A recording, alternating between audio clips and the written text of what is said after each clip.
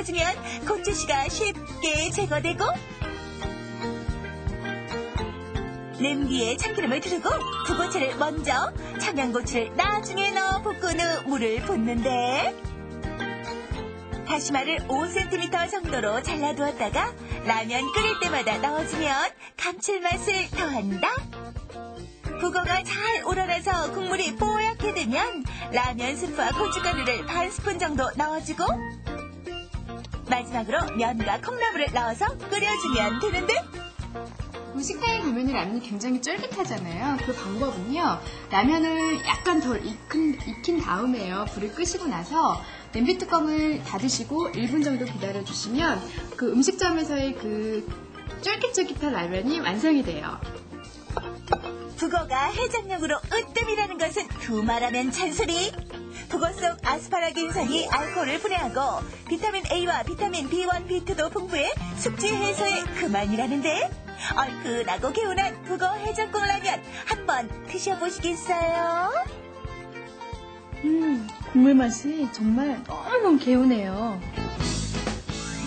여기서 잠깐!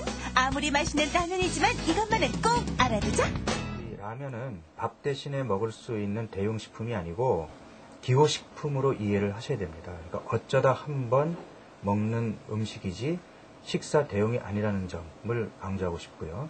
우리가 하루 전체에 먹는 음식의 양을 놓고 보게 된다면 특히 한국인의 경우에 김치를 먹는다든지 된장찌개나 국을 먹는다든지 할 때에 나트륨 섭취량이 많아질 수 있겠고 또 MSG 같은 경우도 외식 기회가 증가하면서 섭취할 기회가 많아집니다. 그 다음에 이 라면에 사용되는 그 팜유는 식물성 기름이면서도 상대적으로 포화지방 함량이 많고 또 식물성 기름에 열을 가하게 되면 트랜스지방이 생기게 됩니다. 근데 포화지방이나 트랜스지방이나 다 동맥경화나 심장병을 일으키는 원인으로 알려져 있고 특히 트랜스지방은 가급적 섭취를 줄여야 되는 식품, 대표적인 식품으로 알려져 있습니다. 따라서 내 건강을 생각한다면 가급적 섭취하지 않는 것이 바람직하겠고 굳이 섭취를 하겠다 그러면 건강 측면에서 가급적이면은 스프의 사용을 최대한 자제하고 또 그 라면의 면발을 물로 씻어내서 기름기를 좀 뺀 다음에 드신다든지 하시면은 건강을 생각하면서 라면을 먹을 수 있는 좋은 요령이 되겠습니다. 라면의 다양한 정보를 알았으니 지금부터 라면 건강하게 드세요.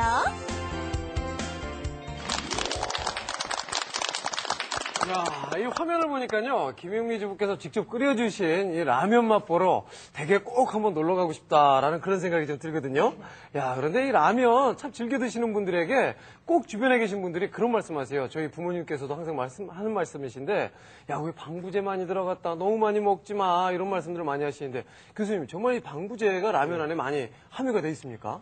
처음에 우리나라에서 라면을 개발해서 저거 할 때는 방부제를 사용할 수밖에 없었습니다. 기술 수준이 떨어져서. 근데 지금은 라면에 방부제를 안 넣는 게 아니라 넣을 필요가 없게 돼 있어요. 왜냐하면 수분이 4 내지 5%일 때는 미생물이 못 자랍니다.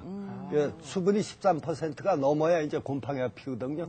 그건 우리가 가을에 추곡을 수매할 때 덜 마르면 돌려주잖아요. 그게 기준이 13%예요. 근데 라면은 4 내지 5%니까 전혀 방부제 쓸 필요가 없고요. 또 한 가지는 방부제가 그게 양에 비해서 값이 굉장히 비싸요. 근데 필요 없는 거 괜히 넣어서 라면값 비싸게 할 필요가 없죠. 그리고 또 하나, 현재 우리나라에서 라면에 방부제를 못 쓰도록 아예 법에 묶어놨습니다. 그렇군요. 그러니까 방부제 걱정은 안 하셔도 될 것 같습니다. 네. 라면의 보관 상태를 잘 알아보고 구입하는 것도 아주 중요할 것 같습니다. 이 라면이요, 빛과 열에 노출되면은 아주 위험하다고 들었거든요. 근데 그거는 면에 문제가 생기는 게 아니라 면을 튀기는 기름이 햇빛을 받으면 산화가 됩니다. 그러면 이제 인체 해로운 산화 물질이 생기거든요. 그러니까 그것 때문에 빛에 오래 놔두면 안 돼서 왜 좌판에 오래 벌려던 라면은 절대 사서는 안 되죠. 네, 오늘 이렇게 아낌없이 라면에 관한 정보를 알려주신 살림의 여왕 김영미 주부님 함께해 주셔서 고맙고요. 자, 그리고 라면의 아주 집중 분석으로 저에게 아주 도움이 될 만한 정보를 주신 노한석 교수님 함께해 주셔서 감사합니다. 감사합니다. 네, 고맙습니다. 고맙습니다. 네, 다음은 한 주간의 최고의 건강 뉴스를 꼽아서 자세하게 풀어보는 시간입니다. 건강충전 목요일에서요, 준비한 새로운 코너입니다. 바로 건강뉴스 돋보기입니다. 어떤 뉴스를 오늘 샅샅이 파헤칠지 여러분 함께 하시죠.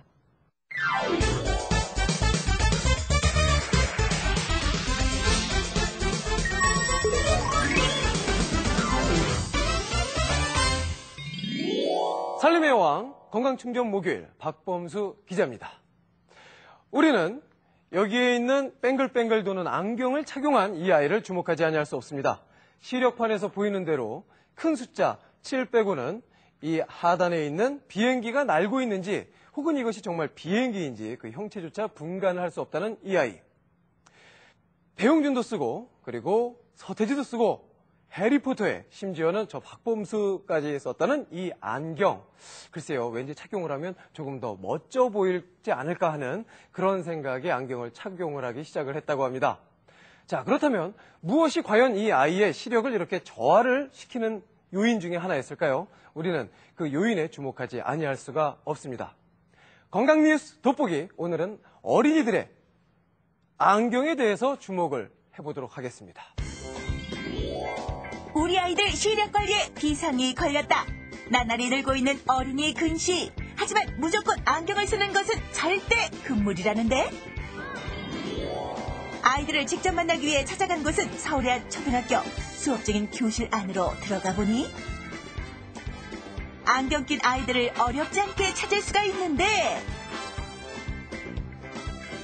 여러분들 중에서 안경 낀 친구 한번 손들어 볼까요? 안경 낀 1학년의 경우 한 학급 30명 중 5명, 6학년의 경우 한 반 28명 중 무려 12명의 학생들이 안경을 착용하는 것을 확인! 최근 한 조사 결과에서도 초등학생 10명 중 4명은 눈에 문제가 있는 것으로 나타났다. 하지만 아무리 눈이 나빠도 정확한 검진 없이 안경을 쓰는 것은 절대 금물! 안경을 맞추기 전에는 안경을 쓰지 않고 측정하는 나은 시력 검사와 근시, 원시, 난시 정도를 측정하기 위한 굴절력 검사.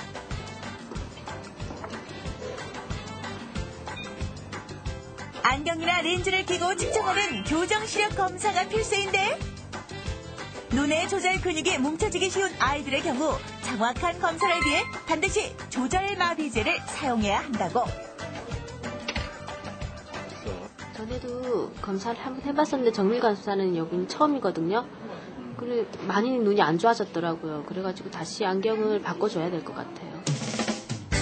몸이 천냥이라면 눈은 900냥. 평생을 함께하는 소중한 눈.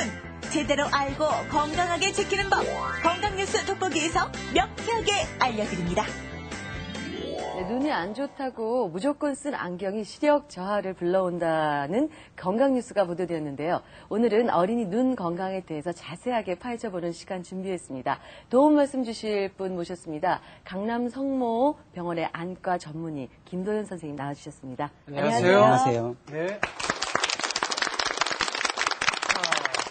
30년 사이에 어린이 근시 환자가 3배 이상 늘었다라는 그런 기사를 본 적이 있는데요.